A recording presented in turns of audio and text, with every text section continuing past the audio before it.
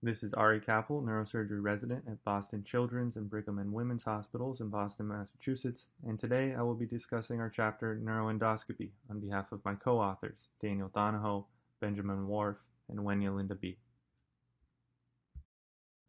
Hydrocephalus is one of the most common indications for use of the neuroendoscope, and many treatment options can be facilitated by neuroendoscopy. The treatment of hydrocephalus varies depending on the etiology of the disease, but generally, a neuroendoscope may be used to perform any of the following procedures. Everything from endoscopic third ventriculostomy with or without choroid plexus cauterization to placement or removal of shunt catheters, cyst fenestration, septostomy, foraminoplasty, and aqueductoplasty may be performed under direct visualization with the neuroendoscope. ETV is one of the most commonly performed neuroendoscopic procedures. ETV candidates must have patent subarachnoid spaces and absorption pathways along with suitable anatomy. Factors that influence ETV success include the etiology of the hydrocephalus, the patient's age, prior treatment history, and anatomic factors such as scarring in the prepontine cistern and the relationship of the floor of the third ventricle to the dorsum sella. CPC, or choroid plexus cauterization, is an adjunct to ETV that may provide improved control of CSF production and increase the chance of ETV success.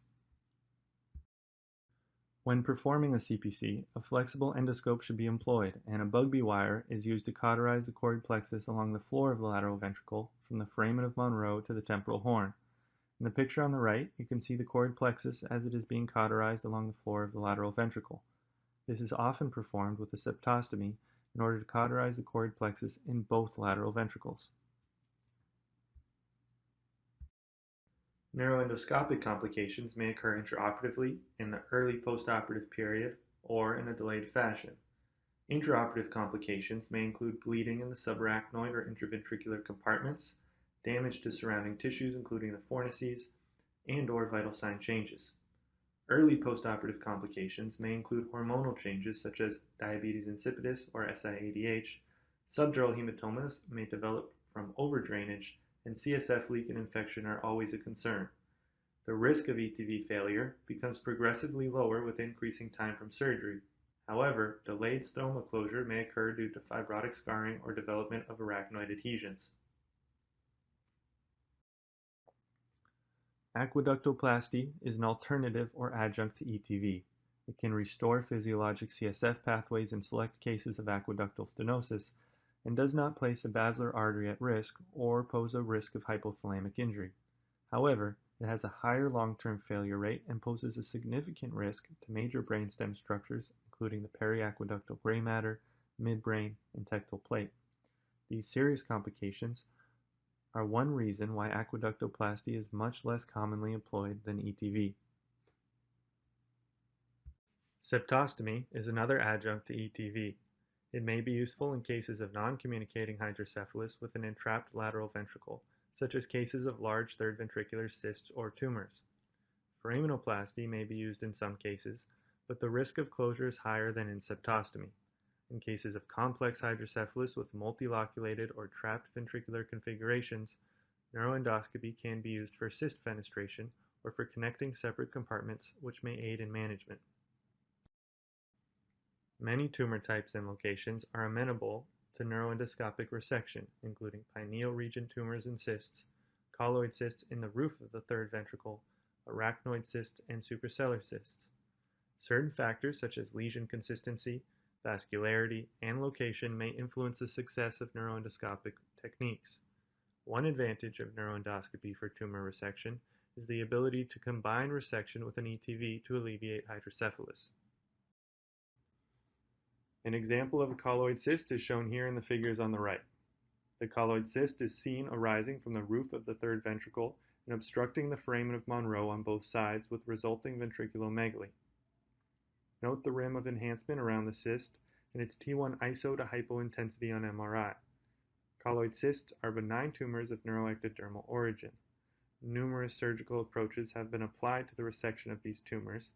However, neuroendoscopy offers a minimally invasive approach with potential for gross total resection and good patient outcomes. Gross total resection rates in endoscopic series have steadily improved over time and approach microsurgical rates.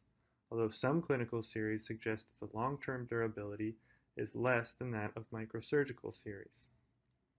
Endoscopic resection results in similar rates of shunt dependency with a trend towards decreased morbidity. An illustrative case of neuroendoscopy for ETV demonstrates some common technical aspects of the procedure. In this case, the patient presented with non-communicating hydrocephalus due to tectal glioma and resulting aqueductal stenosis. Using stereotactic navigation in the operating room, a right frontal trajectory is planned towards the floor of the third ventricle through the foramen of Monro. A right frontal semilunar incision is fashioned and the scalp reflected posteriorly.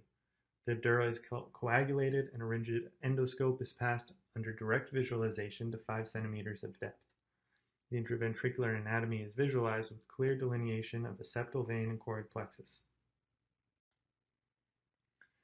A T2 sagittal and axial MRI demonstrates obstructive hydrocephalus with transependymal flow. The tectal plate has diffuse expansile T2 hyperintensity noted on the sagittal image on the left with associated aqueductal stenosis. The fourth ventricle is small and a prominent basilar artery is noted in the prepontine cistern. The right frontal semilunar incision is demonstrated here. The patient is positioned supine on a cerebellar horseshoe headrest.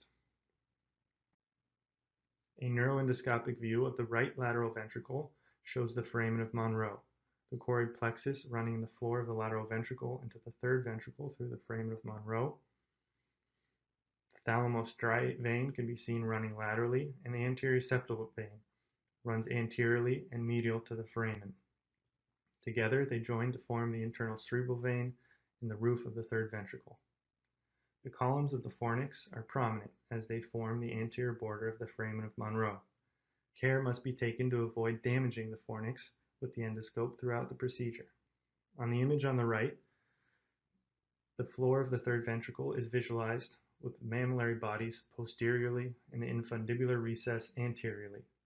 The basilar artery can be visualized through the tubercinarium, making up the thin floor of the third ventricle over the prepontine cistern. The blunt, closed end of an endoscopic grasping instrument is used to puncture the floor of the third ventricle away from the basilar artery. A 3 French Fogarty balloon is then inserted and inflated in order to widen the opening to the prepontine cistern. Here, the Fogarty balloon is inflated and removed to widen the hole in the floor of the third ventricle. The endoscope is advanced to visualize key structures within the prepontine cistern, including the basilar artery and its perforators. The endoscope is then carefully removed, ensuring meticulous hemostasis and inspecting the fornix and other vital structures on the way out. Gel foam is placed over the dura and the burr hole is covered. The incision is then closed in standard fashion with Galeal stitches to prevent CSF leak. Postoperative T2 space MRI shows a flow void through the floor of the third ventricle, confirming patency of the ETV.